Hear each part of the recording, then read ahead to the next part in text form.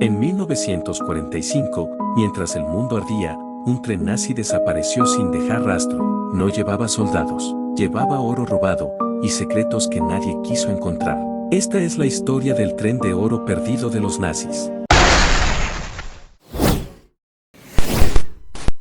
La noche en que el Tercer Reich comenzó a derrumbarse, nadie pensaba en la victoria, solo en desaparecer.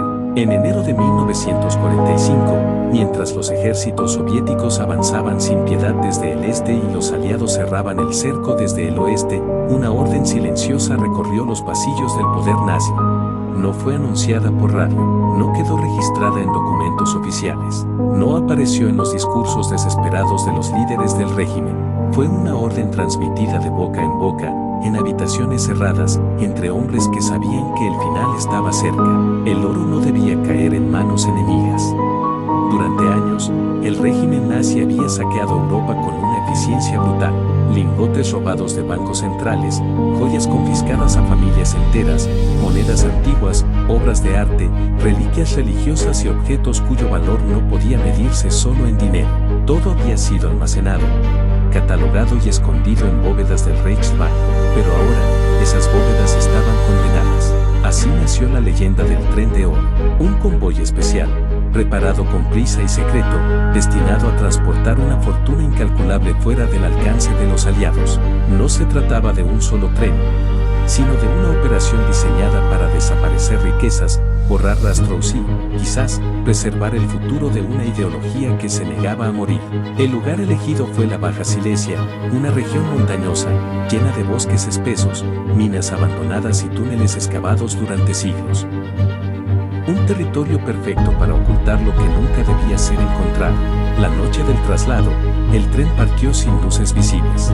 No llevaba insignias, no figuraba en los horarios ferroviarios. Los pocos hombres asignados a su custodia no sabían el contenido exacto de los vagones, solo que su misión era obedecer y callar.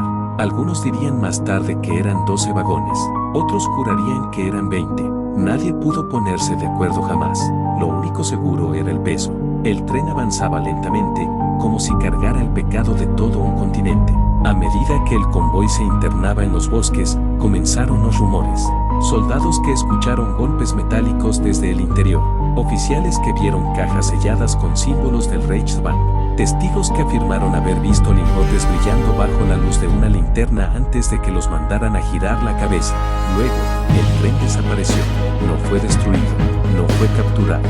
Simplemente dejó de existir. Cuando la guerra terminó, los mapas ferroviarios no mostraban su ruta final. Los registros habían sido quemados. Los oficiales responsables habían muerto o habían huido. Los pocos testigos sobrevivientes ofrecían versiones contradictorias, fragmentadas, llenas de miedo. Pero la historia no murió ahí. Décadas después, en Polonia, comenzaron a surgir relatos extraños entre los ancianos de la región. Hombres que de niños habían visto soldados alemanes cavar en las montañas.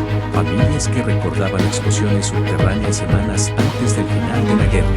Campesinos que juraban que ciertos túneles habían sido sellados deliberadamente, no por derrumbes naturales. Uno de ellos hablaba siempre del mismo lugar, un tramo de vía abandonada cerca de Borisich, una colina que, según él, no sonaba hueca antes de la guerra. Durante años, nadie lo tomó en serio, hasta que en 2015, los investigadores aficionados afirmaron haber encontrado una anomalía subterránea usando radares de penetración terrestre, una forma alargada, metálica, enterrada a varios metros de profundidad, siguiendo la línea exacta de una antigua vía ferroviaria. La noticia dio la vuelta al mundo. El tren de oro nazi podría ser real. Las autoridades polacas reaccionaron con cautela. Se establecieron perímetros. Se pidió calma. Se habló de posibles riesgos, de explosivos, de trampas dejadas por las SS. Porque si algo caracterizaba al Tercer Reich en su caída, era su obsesión porque nadie más tocara lo que consideraban suyo. Los expertos advirtieron que muchos escondites nazis estaban protegidos con minas, gases tóxicos o mecanismos de colapso. No era un tesoro, era una tumba, y aún así, la gente siguió buscando. porque no se trataba solo de oro. Entre los rumores más persistentes estaba la idea de que el tren transportaba objetos mucho más importantes, obras de arte robadas de museos europeos, joyas históricas desaparecidas, incluso documentos secretos, listas de colaboradores, archivos que podrían reescribir capítulos enteros de la historia. Algunos iban más lejos. Decían que el tren no llevaba solo riquezas, sino pruebas de pactos ocultos, de operaciones financieras clandestinas, de fortunas que sobrevivieron al Reich y florecieron en la posguerra bajo otros nombres. Cada intento de excavación era seguido por obstáculos, permisos que se retrasaban, estudios que se contradecían, resultados ambiguos. El tren parecía esquivar a quienes lo buscaban, como si aún estuviera protegido por la sombra de quienes lo ocultaban. Con el tiempo, muchos comenzaron a preguntarse si el tren realmente existía, o si era una distracción perfecta, porque mientras todos miraban hacia Silesia, otros escondites nunca fueron explorados, otras rutas jamás fueron investigadas.